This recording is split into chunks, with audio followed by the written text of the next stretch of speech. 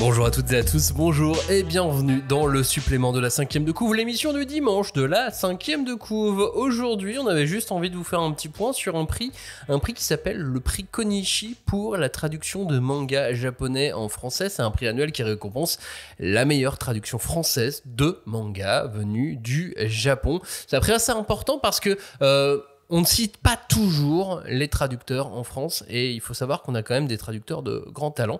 Donc chaque année, ce prix qui est remis pendant le Festival international de la bande dessinée d'Angoulême est assez important puisqu'il récompense l'un de ses traducteurs. Pour l'édition 2025 qui sera donc remis le 1er février prochain, nous avons la règle de 3. Un manga de Fumiya Hayashi, édité par les éditions Casterman et traduit par Anaïs Koechlin. On a également Horimiya qu'on ne présente plus, qui totalise déjà plus de 17 volumes aux éditions Nobi Nobi par Daisuke Agiwara, qui était donc en France l'année dernière et qui est traduit par Gaël Ruel. Dans la sélection également Comme une famille de Kai Asso, traduit par Marina Bonzi, édité par Shiba Édition qui totalise 3 volumes. C'est 4 de moins que Du mouvement de la Terre par Woto et traduit par Alex Ponto aux éditions Kiun. Édition Kiun également pour Géraldine Houdin qui traduit Akane Banashi. Ça on ne vous le présente plus et surtout on va en parler largement pendant ce mois de décembre.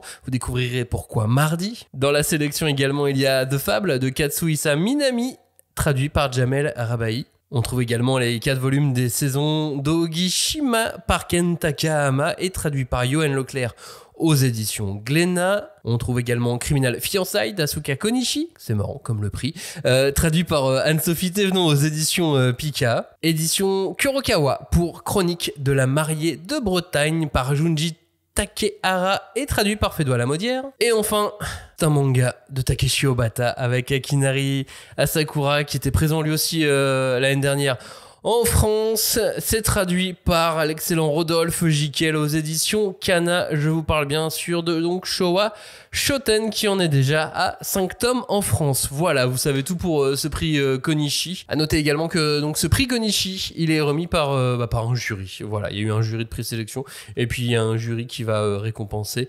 la meilleure traduction française de manga venu du Japon.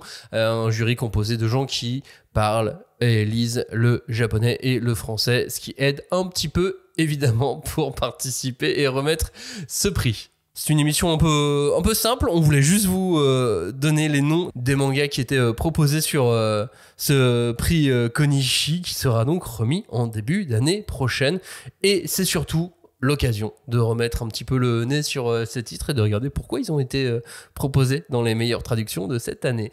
Merci d'avoir écouté ce supplément. On se retrouve mardi pour lancer un mois de décembre. Un mois de décembre.